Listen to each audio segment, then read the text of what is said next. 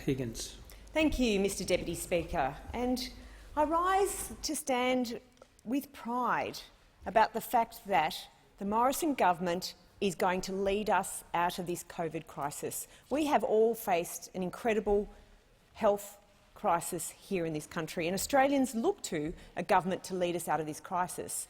And I have to say that going forward, it's very, very clear that what this country needs is to be clear about our direction, that is to create more jobs.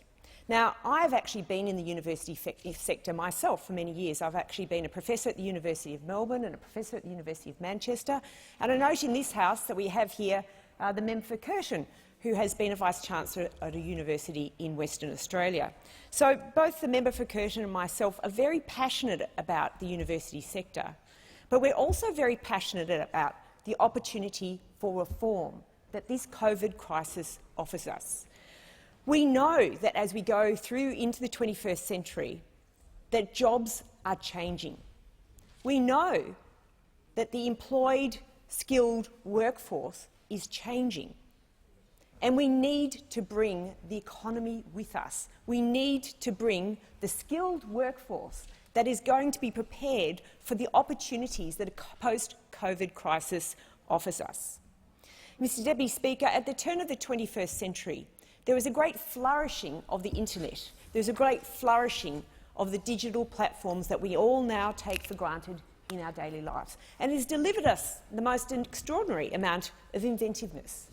But so too has our education system changed quite dramatically. And so too do we need to prepare our young and our next generation for the future that they are going to see. And it is so important that we reform our university and TAFE system in preparation for this. And we've already heard this afternoon from some of those reforms that are already commencing.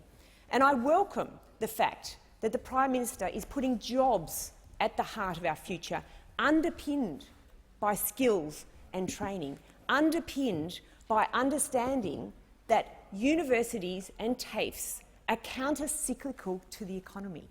We know that we are facing a recession. We know we've already entered into a recession.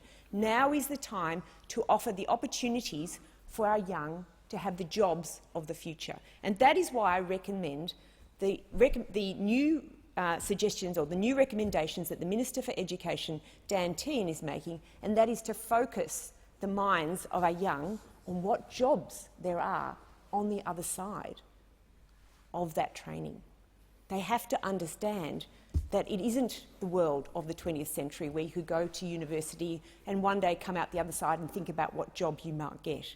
We need our young to understand that the jobs of the future are in the healthcare sector, they're in the IT sector, they're in the services industries. We need to have these young people ready to grasp those opportunities. No longer is it about going to university like the game of life and hoping that means you'll come out the other side with a job. They need to go in with a forward-thinking idea and for it to be supported by career advice, to be supported by what opportunities are on the other side. We don't want them blindly going in, and as we know from the university sector, many of them go into their first year and change courses because they haven't had good career counselling, they haven't had good skills mapping, and they don't understand what it is they're going to get on the other side. So I welcome the fact that our government is supporting a National Careers Institute and a National Skills Commissioner. These are practical, pragmatic recommendations to ensure that our young people are ready for the next generation of jobs as they come online. We all know that the jobs of today are not the jobs of tomorrow. They're already changing. They're being pulled from underneath their feet as we speak. I also welcome the fact that the Minister for Education has provided a lifeline for our universities. Even though there's been a change to activity, we know that we've been very dependent on the international students.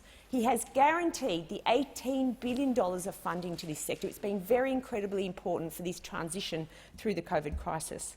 But also the fact that we have 20,000 new online course students applying to these short courses that are being made available, because we know that these students need short courses to upskill in this period of transition as we go through the post-COVID period of time.